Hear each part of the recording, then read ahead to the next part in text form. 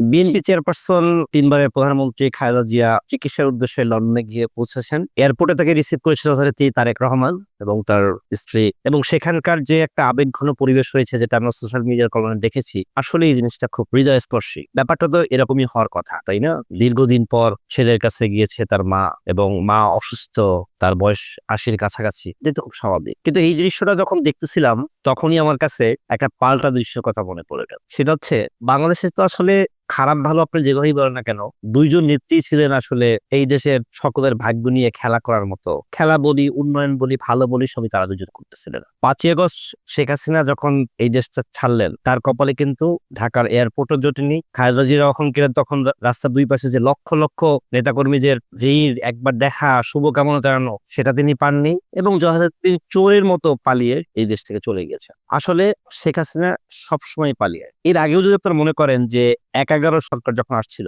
তখনও তিনি চিকিৎসার কথা বলে দেশ ছেড়ে লন্ডন গিয়েছিলেন। কিন্তু যখন দেখলেন যে খালেদা জিয়া আর বিদেশ যাচ্ছেন না, তখন তিনি সাহস করে আবার এই দেশে আসছিলেন। বা আরো ওয়াইড অর্থে যদি বলি, তিনি মোটামুটি পশ্চিমাদেরকে খুশি করে ভারতের মাধ্যমে ক্ষমতায় আসবেন এটা পাকাপোক্ত করে তারপরে তিনি এসেছেন। ওনার এই ভাগার অভ্যাসটা সবসময় ছিল। কিন্তু খালেদা জিয়া দেখিয়েছেন যে তিনি নীতির প্রশ্নে কতটা আপোষহীন। তাকে অনেকেই এরশাদ সরকারের আন্দোলনের বিরুদ্ধে যে আন্দোলন করেছিলেন সেজন্য তাকে আপোষহীন নেত্রী বলে। কিন্তু আমার দেখা চোখে, কারণ এরশাদের যে সময়টা, তখন আমাদের জ্ঞান বুদ্ধি অতটা হয়নি, কিন্তু 2009 থেকে 2025 সাল পর্যন্ত যেটা ঘটলো, সেখানে আমরা যেটা দেখলাম, যে আমার মনে করি যে তিনি ওই সময়ের চাইতেও অনেক বেশি আপোষহীনতার পরিচয় দিয়েছেন, এবং যে আপোষটা তিনি করতে চাননি সেটা শুধুমাত্র দেশের জন্য। কারণ 11 সরকারের ওই সময়কার গয়েশচন্দ্র রায়ের একটা বই বেরিয়েছে, সেই বইয়ের মধ্যে এক কথা একটা জায়গায় লেখা ছিল এরকমের, যে তিনি নাকি খালেদা জিয়াকে ফোন করে বলেছিলেন যে আপনি কি নেতৃত্ব চান নাকি মাতৃত্ব চান।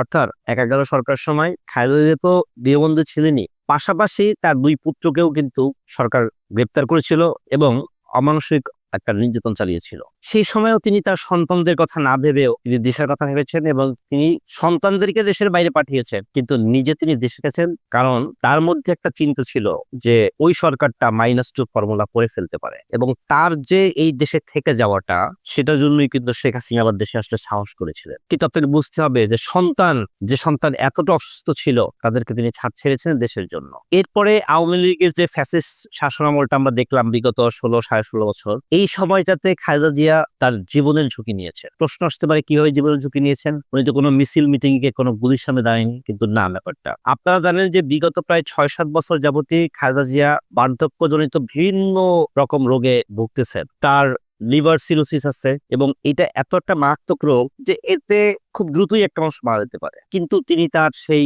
নিজের জীবনের দিকে না তাকিয়ে তিনি এই দেশে থেকেছেন, কারণ শেখ হাসিনা সরকার তাকে শর্ত সাপেক্ষে গৃহবন্দী করে রেখেছিল। বারবার বিএনপি চাচ্ছিল তাকে উন্নত চিকিৎসার জন্য বিদেশ নিতে, এটা যেমন ঠিক আছে, কিন্তু তিনি কিন্তু এদেশের মধ্যে মরতে চেয়েছেন, বাট তিনি দেশ ছাড়তে চাননি। তার একমাত্র ছেলে খালেদা জিয়ার জীবনে দুইটা সবচাইতে ভয়ঙ্কর দিন হচ্ছে দুটো।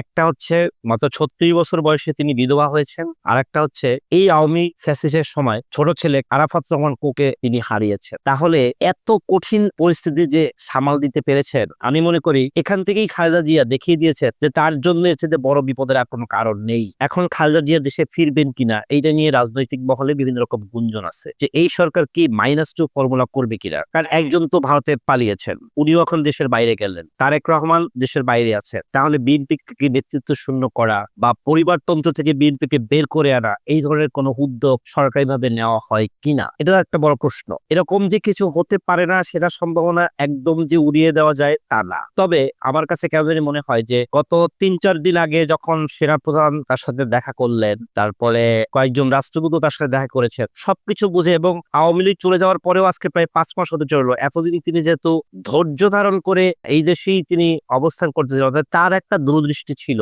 যে আসলে এই ধরনের সম্ভাবনা হলে কতটুকু কি হয়। সেক্ষেত্রে আমার মনে হয় যে তিনি একটা বুঝে শুনে সিদ্ধান্ত নিয়েছেন। আর সরকার যদি তেমন খেলায় মেতে ওঠে, এখনকার যে সরকার আছে তার পরিণতি সরকারের জন্য খুব একটা ভালো হবে না। যাই হোক, তিনি আমাদের মধ্যে আবার ফিরে আসুক, এই দেশের জন্য তিনি আবারও কাজ করুক। প্রশ্ন আসতে পারে যে তার সময় শাসনামলে কি কোনো অন্যায় হয়নি? অবশ্যই হয়েছে।